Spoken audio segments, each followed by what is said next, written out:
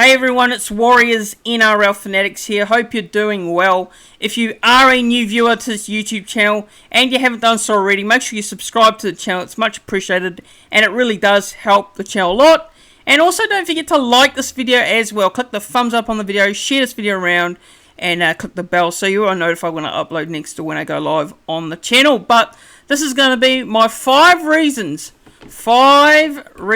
why the One New Zealand Warriors will not finish bottom 4 in 2023. Now, I've been seeing a lot of predictions lately, and look, a lot of people are writing off the Warriors. No surprises, really, to be honest. You know, it happens every year. You know, we kind of expect that as Warriors fans to see our team being written off.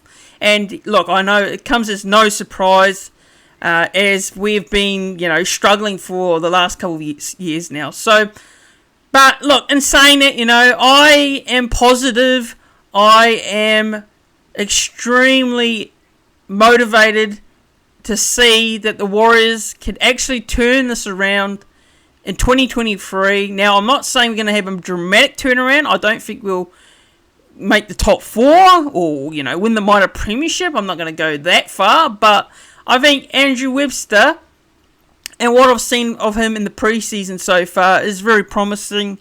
And look, I know we always get overexcited what we see in off-season, preseason.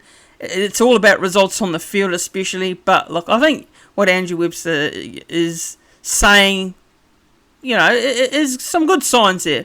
But I'm going to give 5 reasons why I just believe that this One New Zealand Warriors team will not finish bottom 4 this season. And won't be wooden spooners. We've never won the wooden spoon before. I know it's possible in the NRL. Never say never. But I just think that this team can, you know, turn a corner this season and avoid that bottom 4 position. So we'll start off at number 1.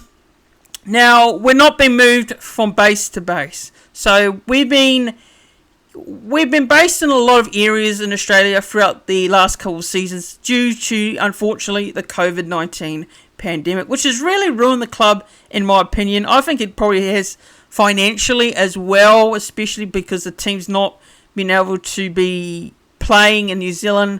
You know, we got New Zealand sponsors, the likes of Vodafone, who are now known as One New Zealand. So, look, just, you know, just not having to go from the likes of Terrigal, Central Coast, Gold Coast, Redcliffe.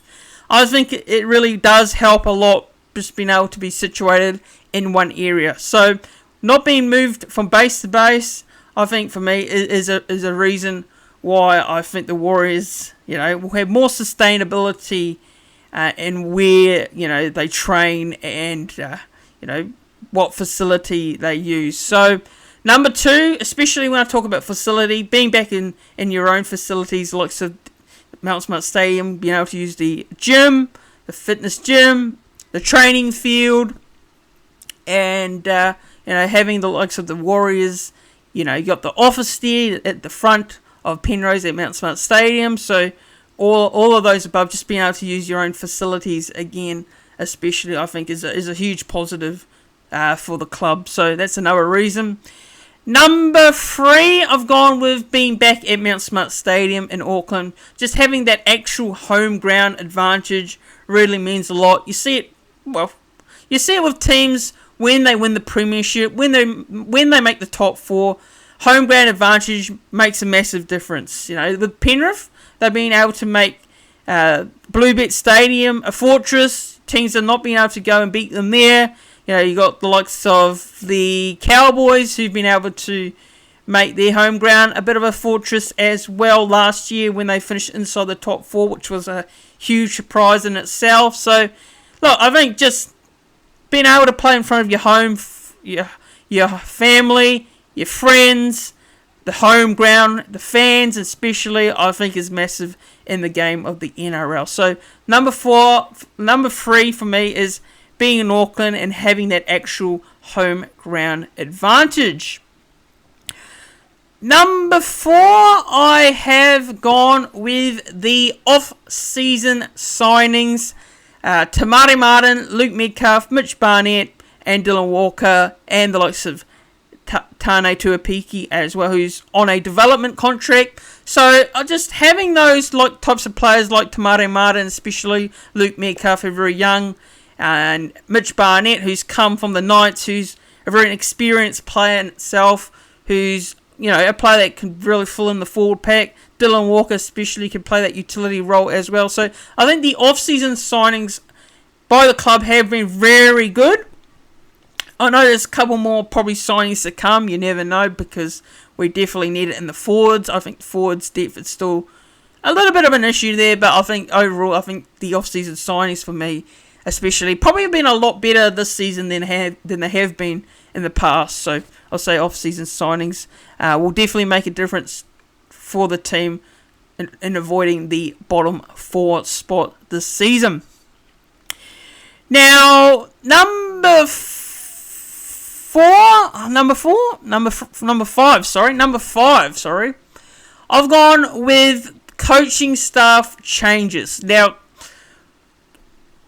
there's a massive change in the coaching staff. Still, we've got Stacey Jones. We've still got the likes of Morgan as well. Forgot his first name. My apologies there. Who will still be part of the club. But we've also got the one of the coaches come from England. I think it was Richard Ager, who's coming on board as assistant coach. And I've obviously got the head coach in Andrew Webster, coming from the Penrith Panthers, been assistant coach with Penrith for a couple of years in their run into winning the 2 premierships as well.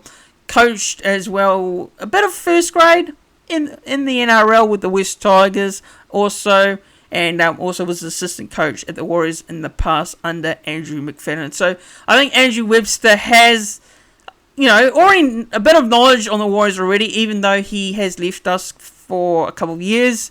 He still knows the club a bit more.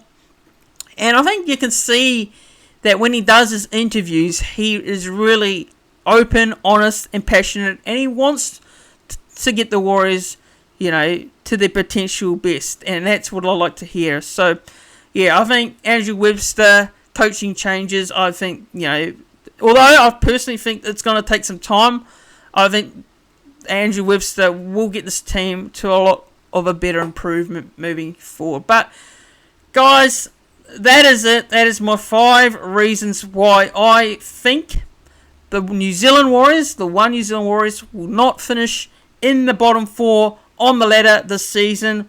Everyone's got their opinions. That's fine. Everyone will say we will probably finish last, which I think going off past couple of years is probably, I get it in that way, but we've never finished with the wooden spoon, and I personally think this year, this team is going to improve. I believe 100% in the boys that we can be a team that will finish very close, very close to a top 8 spot. I'm not going to give away my prediction yet, but I think we will finish away from that bottom 4 spot this season. But let me know what your thoughts are down below. If you are a new viewer to this YouTube channel, make sure you subscribe to the channel. Like this video as well. It's much appreciated. Share this video around. And, let me know your thoughts. Do you think the Warriors can avoid the bottom 4 in 2023? Let me know what you think. And I'll see you all soon.